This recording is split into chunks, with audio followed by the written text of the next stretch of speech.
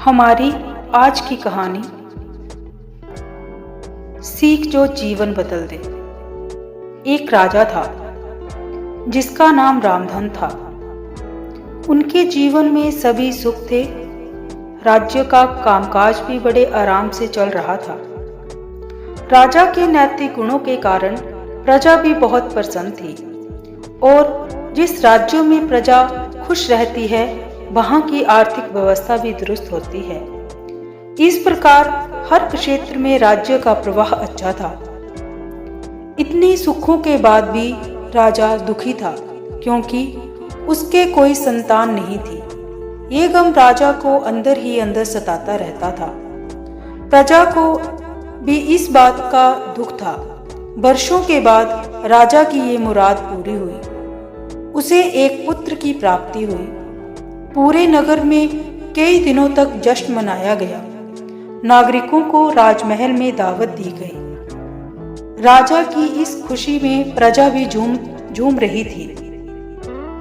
राजकुमार का नाम नंदन सिंह रखा गया। समय बीतता जा रहा था। पूजा पाठ एवं इंतजार के बाद राजा को संतान प्राप्त हुई थी, इसीलिए उसे बड़े लाड प्यार से रखा जाता था। लेकिन अति किसी भी बात की अच्छी नहीं होती।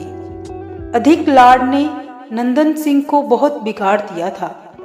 बचपन में तो नंदन की सभी बातें दिल को लुभाती थी, पर बड़े होते होते यही बातें बदतमीजी लगने लगी। नंदन बहुत ज्यादा जिद्दी हो गया था। उसके मन में अहंकार आ गया था।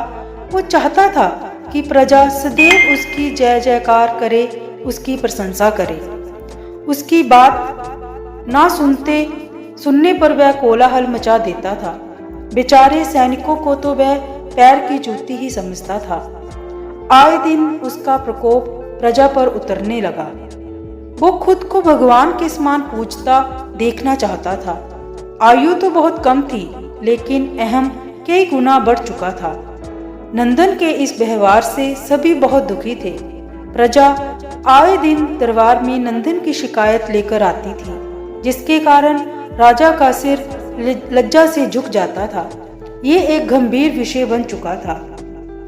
एक दिन राजा ने सभी खास दरबारियों एवं मंत्रियों की सभा बुलवाई और उनसे दिल की बात कही कि वे राजकुमार के इस व्यवहार से अत्यंत दुखी हैं। राजकुमार इस राज्य का भविष्य है।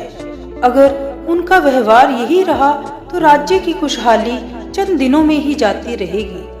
दरबारी राजा को सांत्वना देते हैं और कहते हैं कि आप हिम्मत रखें, वरना प्रजा निसहाय हो जाएगी। मंत्री ने सुझाव दिया कि राजकुमार को एक उचित मार्गदर्शन एवं सामान्य जीवन के अनुभव की जरूरत है। आप उन्हें गुरु राधा गुप्त के आश्रम भेज दीजिए। सुना है वहां से जानवर भी इंसान बनकर निकलता है।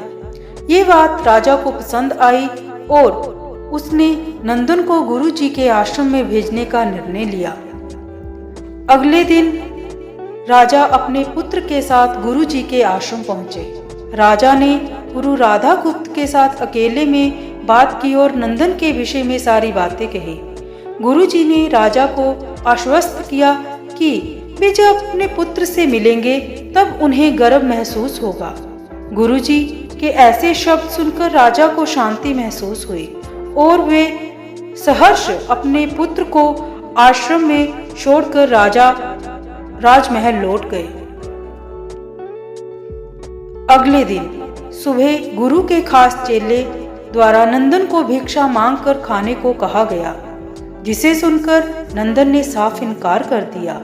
चेले ने उसे कह दिया कि अगर पेट भरना है तो भिक्षा मांगनी होगी और भिक्षा का समय शाम तक ही है, अन्यथा भूखा रहना पड़ेगा।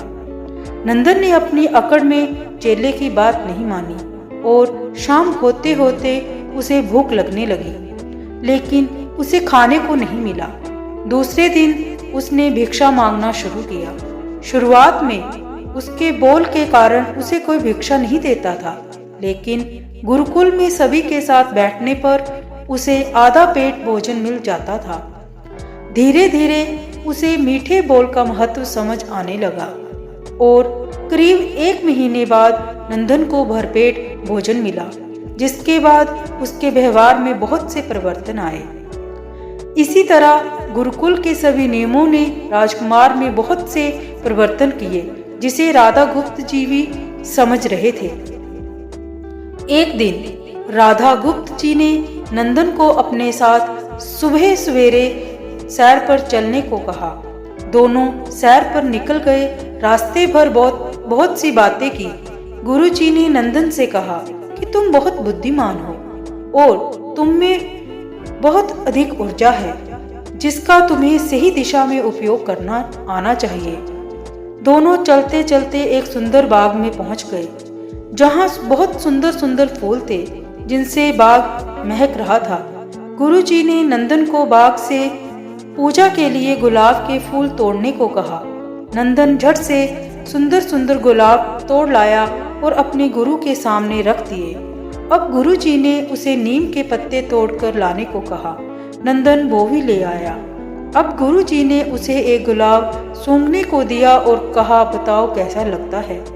नंदन ने गुलाब सूंघा और गुलाब की बहुत तारीफ की। फिर गुरुजी ने उसे नीम के पत्ते चखकर उसके बारे में कहने को कहा। जैसे ही नंदन ने नीम के पत्ते खाए, उसका मुंह कड़वा हो गया और उसने उसकी बहुत निंदा की और इधर उधर पानी पीने के लिए पानी ढूंढने लगा। नंदन की ये दशा देखकर गुरुजी मुस्कुरा रहे थे। पानी पीने के बाद नंदन को राहत मिली। फिर उसने गुरुजी से हंसने का कारण पूछा। तब गुरुजी ने उससे कहा कि जब तुम गुलाब का फूल सूंघा तुमने तो तुम्हें उसकी खुशबू बहुत अच्छी लगी और तुमने उसकी तारीफ की, लेकिन जब तुमने नीम की पत्तियां खाई तो तुम्हें वो कड़वी लगी और तुमने उसे थूक दिया और उसकी निंदा भी की। गुरुजी ने नंदन को समझाया, जिस प्रकार तुम्हें जो अच्छा लगता है तुम उसकी तारीफ करते हो, उसी प्रकार प्रजा भी जिसमें गुण होते हैं उसकी प्रशंसा करती है। अगर तुम उनके साथ दुर्व्यवहार करोगे और उनसे प्रशंसा की उम्मीद करोगे तो ये कभी दिल से नहीं कर पाएंगे। इस प्रकार यहाँ गुण होते हैं, वहाँ प्रशंसा होती है।